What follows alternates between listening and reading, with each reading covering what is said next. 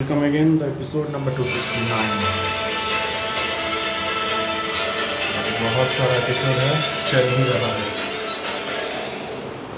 सुशील के वहां से चले जाने के बाद और बिल्डिंग के अंदर घुसने के बाद करण को कुछ समझ नहीं आ रहा था।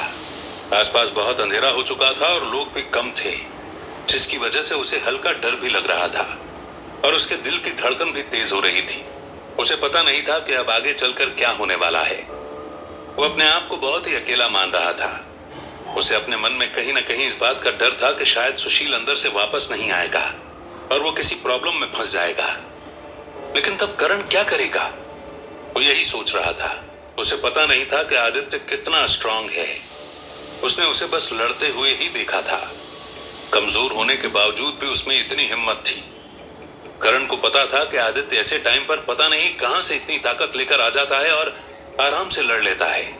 ये बिल्कुल सुपर हीरो की तरह था जिसकी मूवीज करण ने बचपन से देखी हैं। उसे पता था कि वो कोई विलन नहीं है, लेकिन बस उसे अपने टारगेट के लिए ही आगे काम करना है और इसलिए उसे उससे लड़ना ही पड़ेगा। वो अपने मन में यही बात सोच रहा था कि वो किस तरह से आदित्य से लड़ सकता है और उसे बर्बाद कर सकता है। तब उसने सोचा कि अगर वो किसी तरीके से सुशील की मदद कर सकता है तो उसे क्या करना चाहिए। तब उसे अचानक से ख्याल आया कि अगर वो आदित्य को फोन लगाकर इस बारे में कह दे कि कोई प्रॉब्लम उसके घर पर आने वाली है, तो आदित्य जल्दी से ऑफिस से चला जाएगा। फिर सुशील और करण को जैसे ही मौका मिलेगा तो वो उसके परिवार के जो भी मेंबर कंपनी में होंगे उस पर हमला करके उन्हें खत्म कर देंगे। ऐसे में वजीर भी आदित्य के साथ चला जाएगा और शायद थोड़ी देर के लिए ही सही, पर उन दोनों के लिए काम थोड़ा आसान हो जाएगा।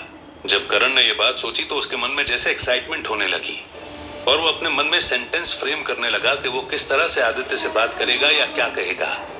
उसने आदित्य का नंबर अपना फोन फेंकने से पहले ही याद कर लिया था, क्योंकि उसे पता था कि अगर कुछ भी काम पड़ गया तो वो उसे यूज कर पाएगा और वो बस उस अपॉर्चुनिटी के बारे में ही सोच रहा था।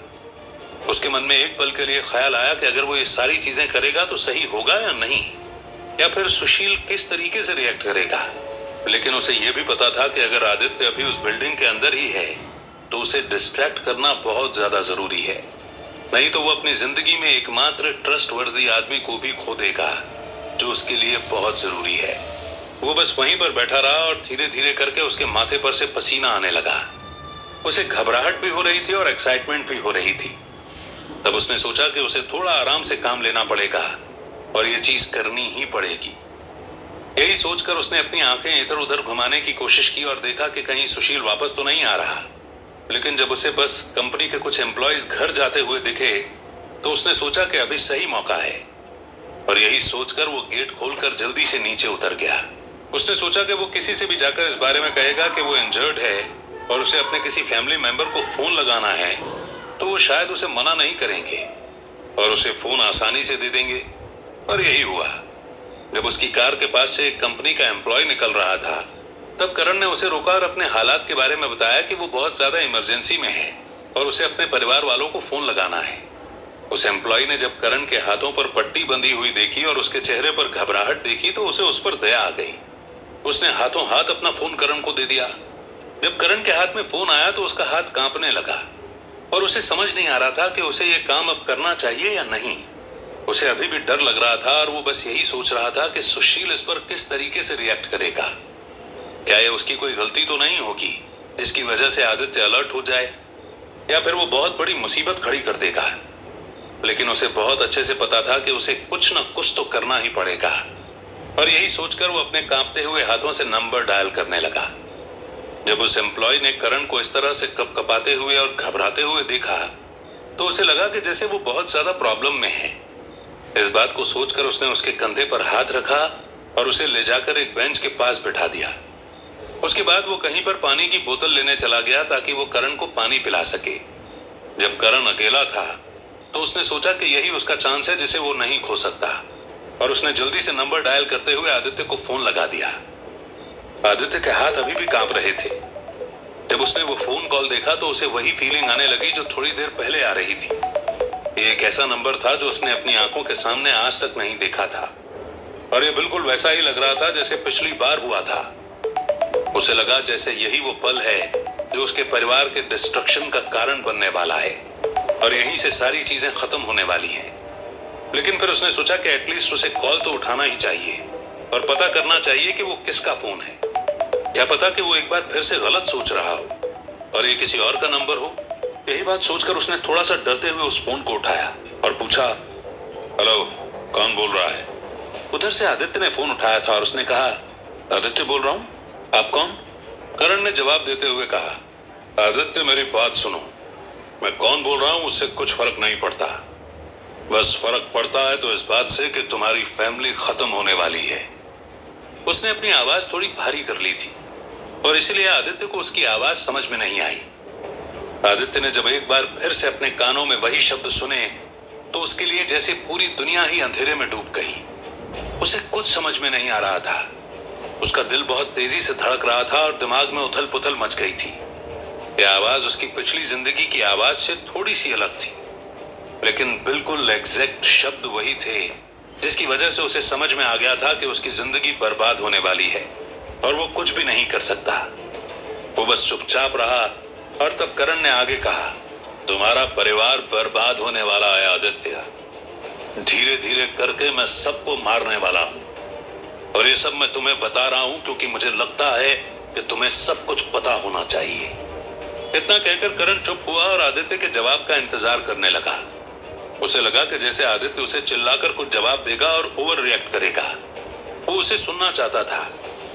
तब आदित्य ने सोचा कि जब उसके पास पिछली बार फोन आया था तब उसने ओवर रिएक्ट किया था और उस आदमी पर चिल्लाया था जिसकी वजह से उसे कुछ पता नहीं लगा था। इसलिए इस बार उसे थोड़े ठंडे दिमाग से काम लेना होगा और आराम से बात करनी होगी। यही बात सोचकर उसने उससे गिड़गिड़ाते हुए कहा, देखो तुम जो भी हो, प्लीज प्लीज मेरे परिवार को छोड़ दो। तुम्हारी मुझसे जो भी दुश्मनी है तुम उसका बदला मुझसे ले लो और मुझे जितनी चोट पहुंचाना चाहते हो पहुंचा दो, लेकिन प्लीज मेरे परिवार को छोड़ दो। प्लीज उनकी जान को छोड़ दो और वहां से चले जाओ। मैं तुम्हारे सामने हाथ जोड़ता हूं और जहां तुम बोलोगे मैं वहां पर आ जाऊंगा, लेकिन प्लीज प्लीज अभी उन्हें जाने दो। जब आदित्य की बात को करण ने सुना तब जैसे उसके अंदर खुशी की लहर दौड़ गई, क्योंकि उसे इस बात से साफ अंदाजा हो गया था कि आदित्य कंपनी के अंदर तो नहीं था। अगर वो कंपनी के अंदर होता तो करण को इस तरीके से जवाब नहीं देता। ये बात जब करण ने सुनी और समझी तो उसे बहुत ही अच्छा फील हुआ और उसकी हार्ट बीट नॉर्मल हो गई।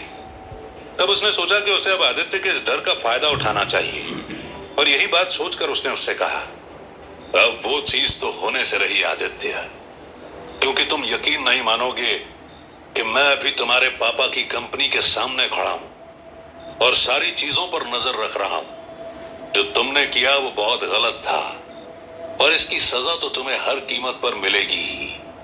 तुम्हें बहुत जल्दी पता चल जाएगा कि परिवार की बर्बादी किस तरीके की होती है और जब एक बार अपना परिवार अपने सामने खत्म हो जाए तो कैसी फीलिंग आती है।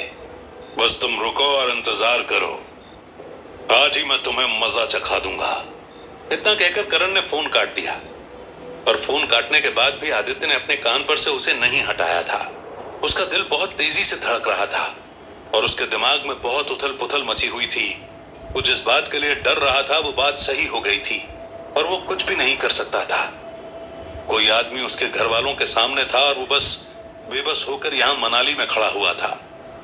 उसने पलटकर जब मनाली की तरफ देखा तो वो अभी भी अंजलि से बात कर रही थी और खुश थी, लेकिन उससे पहले उसने फैसला किया कि उसे अपने परिवार को सिक्योर करना है और कंपनी में वजीर है, इसलिए उसने हाथों हाथ वजीर को फोन लगाया। वजीर के फोन पर एक बार पूरी रिंग गई लेकिन उसने कुछ जवाब नहीं दिया। तब आदित्य बहुत हैरान हुआ और उसने चिंता में एक बार फिर उसे फोन लगाया, लेकिन तब भी वजीर ने फोन नहीं उठाया। और तब आदित्य ने जल्दी से तीसरा फोन लगाया। फिर आखिरकार वजीर ने फोन उठाया और आदित्य ने सबसे पहले उसे चिल्लाते हुए थोड़ी तेज आवाज में कहा, वजीर जितनी जल्दी हो सके कंपनी से निकलो। पापा और दादाजी को लो और कंपनी से निकल करके जाओ। हम जिस चीज के लिए डर रहे थे वो होने वाली है वजीर। जल्दी से पापा और दादाजी को पीछे के रास्ते से या किसी भी तरीके से लेकर वहां से निकलकर सीधे पुलिस स्टेशन में जाना। कहीं पर भी गाड़ी मत रोकना। कोई भी तुम्हारे सामने आए या फिर सिग्नल भी तोड़ना पड़े तो सिग्नल भी तोड़ देना, लेकिन तुम्हें जल्दी से वहां से निकलना होगा। उधर से वजीर ने पूछा, लेकिन आदित्य हुआ क्या है? आदित्य घबराते हुए बोला, अभी कुछ भी समझाने का टाइम नहीं है वजीर। जब सही टाइम आएगा तो मैं सब कुछ बता दूंगा। मैं अभी जितना कहता हूँ उतना करो और जल्दी से वहां से निकलो और पुलिस स्टेशन पहुंचते ही सबसे पहले मुझे फोन लगाना। वजीर ने जवाब दिया, ठीक है आदित्य, वजीर ने इतना कहा और जल्दी से फोन काट दिया। अभी भी आदित्य को घबराहट हो रही थी और वो अपने आप को कंट्रोल नहीं कर पा रहा था।